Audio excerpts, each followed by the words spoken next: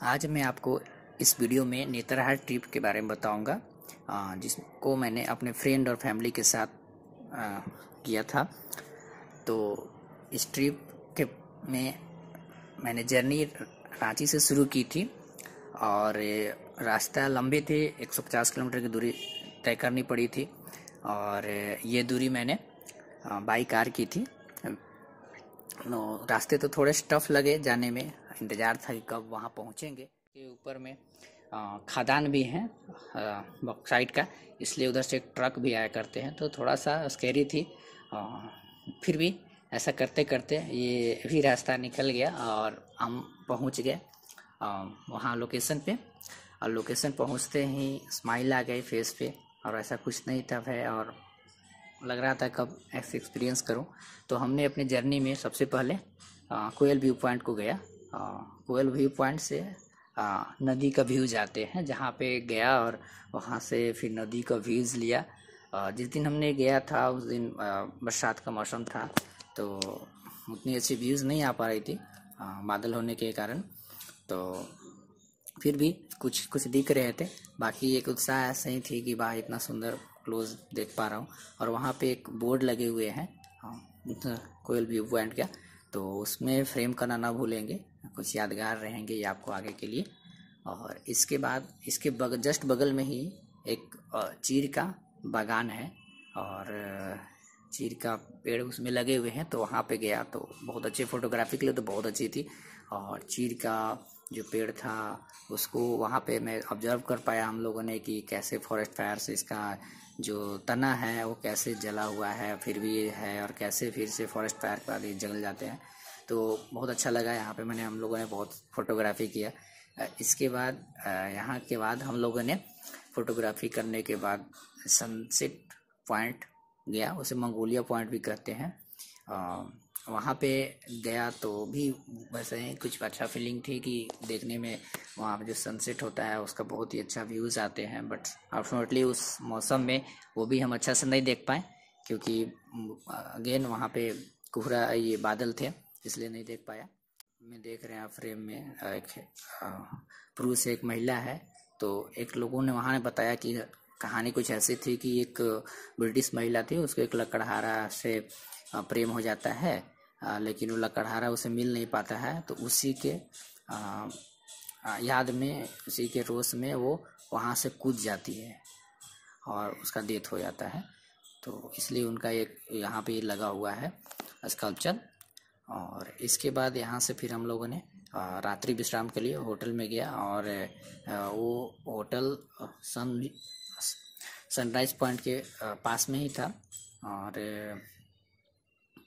रास्ते में जाते क्रम में नेतरहाट आवासीय विद्यालय भी मिला, जिसको हमने बचपन से पढ़ा था कि है कहीं, लेकिन देखा नहीं था, ऐसा अच्छा लोकेशन पे था। सुविधा के अनुसार होटल को चूज किया, रात्रि विश्राम किया, फिर सुबह जगकर और सनराइज के समय उस लोकेशन पे गया। और लेकिन अगेन अनफॉर्चुनेटली बादल होने के कारण हम लोगों ने उसे भी अच्छे से नहीं देख पाया।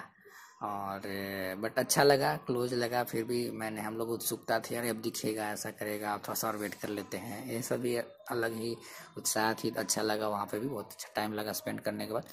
इसके बाद हमने यहाँ के बाद नाशपाती बागान की तरफ गया। वहाँ का पहली बार नाशपाती को देख रहा था किसी बागान में, ऐसे हुआ बहुत बड़ा बागान बना हुआ है वहाँ पे। तो वहाँ पे गया तो बहुत अच्छा एक्सपीरियंस लगा, फर्स्ट टाइम ऐसा देखा। और वहाँ पे गया, खुद से अपने हाथ से प्लग करके उसको तोड़ करके और ताज़ा खाया। और बारिश होने के कारण धुल जाने से कुछ ऐसा धोने का भी वैसा चक्कर लगा नहीं, तो खाया। और टेस्ट बहुत अच्छे थे और बहुत अच्छा एक्सपीरियंस लग रहा था। फिर हम लोगों ने वहाँ पे जिनका बागान था उनसे काफ़ी मात्रा में बहुत ही सस्ते दर पे और नाशपाती भी खरीदा। नाश्ता तो वहीं से हो गई। और ये यहाँ से 50 किलोमीटर के लगभग डिस्टेंस पे है। और उस फॉल का नाम है लोध फॉल। डिस्टेंस फिर वहाँ पे जब फॉल पे गया तो पहले दूर से देखने में कुछ ऐसा लगा कि शायद कुछ खास नहीं होगा, पर जैसे जैसे गया तो खासियत उसकी दिखती गई कि हाँ खास तो है कुछ यहाँ पे। वहाँ गए, खास बात है कि बहुत ऊंचा हाइट से गिर रहा है और वहाँ पे कुछ इस तरह से भी कंस्ट्रक्शन कर दिया गया है फॉर टूरिस्ट पर्पस कि आप उसके बहुत क्लोज जा सकते हैं वहाँ पे। और ये लकड़ी के कुछ ऐसा बना दिए सीढ़ी जिसमें कि आप बहुत ही क्लोज से करेंगे और बहुत ही आकर्षक लगेगा। उनकी पानी के गिरने का आवाज़, उनके गिरने से जो हवा निकल रही है, इस टाइप के कुछ यूनिक बहुत ही एक्सपीरियंस अच्छा लगेगा वहाँ पे। और वहाँ पे हम लोगों ने बहुत इंजॉय किया, बहुत टाइम स्पेंड किया। होल समरी बताना चाहूँगा जर्नी के करने के बाद मैं ये कहना चाहूँगा कि ये एक्सपीरियंस मेरे लिए बहुत यूनिक था, बहुत अच्छा लगा। सच में क्वीन ऑफ छोटा नागपुर क्वीन ही थी। और मैं तो रिकमेंड करूँगा कि जाएं, खास करके इधर आसपास के जो लोग हैं यहाँ पे, बिहार के, झारखंड का, वेस्ट बंगाल का, ये लोग जा सकते हैं। पास में है, हिली एरिया में जाने का है तो ज़रूर जाएं।